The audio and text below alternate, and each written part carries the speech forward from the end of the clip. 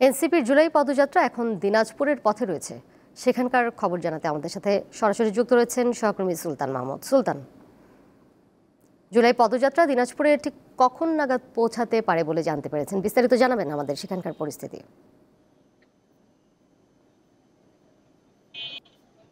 দোলা, ঠিক এখন থেকে 3 মিনিট আগে দিনাজপুরের এনসিপির যিনি আহ্বায়ক নাহিদ ইসলাম সহ তার যে সফর সঙ্গীরা কিছুক্ষণ আগে এখানেই কিন্তু পৌঁছে গিয়েছেন।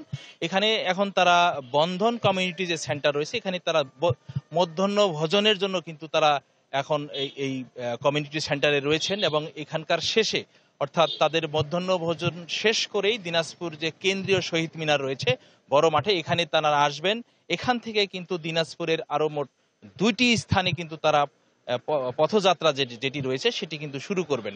এবং এখানে আমরা দেখেছি যে নাহিদ ইসলামকে যে এখানে আসার পর থেকেই মোটামুটি তাদের যে নেতাকর্মীরা রয়েছেন তারা কিন্তু অনেকটাই প্রস্তুতি রয়েছেন। পাশাপাশি সাধারণ জনতাও কিন্তু এখন তার যে পথসভায় কিন্তু অংশগ্রহণ করার জন্য কিন্তু অনেকেই এখন রাস্তার পাশে বা রাস্তার জন্য তার জন্য অপেক্ষা করছেন। তারা তার বক্তব্য শোনার জন্যই কিন্তু আসলে অনেক দূর দূরান্ত থেকেই পথচারীরা থেকে শুরু করে নেতাকর্মীরাও কিন্তু আসছেন, আমরা দেখেছি। পাশাপাশি এখানে আইন শৃঙ্খলার বাহিনীর সদস্যরাও কিন্তু মোতায়েন রয়েছে এবং সব মিলেই যদি আমরা বলি যে তাহলে কিন্তু নাহিদ ইসলামের যে পথযাত্রাটা হয়তোবা আর 15 থেকে 20 মিনিটের মধ্যে শুরু হবে। তখন আমরা হয়তোবা আপনার মাধ্যমে আমাদের দর্শকদেরকে বিস্তারিত জানাতে পারবো। দোলা, জুলাই পদযাত্রার অংশ হিসেবে এনসিপির নেতাকর্মীরা একটু আগে দিনাজপুরে পৌঁছেছে, এই বিষয়ে সবশেষ খবর জানাচ্ছিলেন সহকর্মী সুলতান মাহমুদ।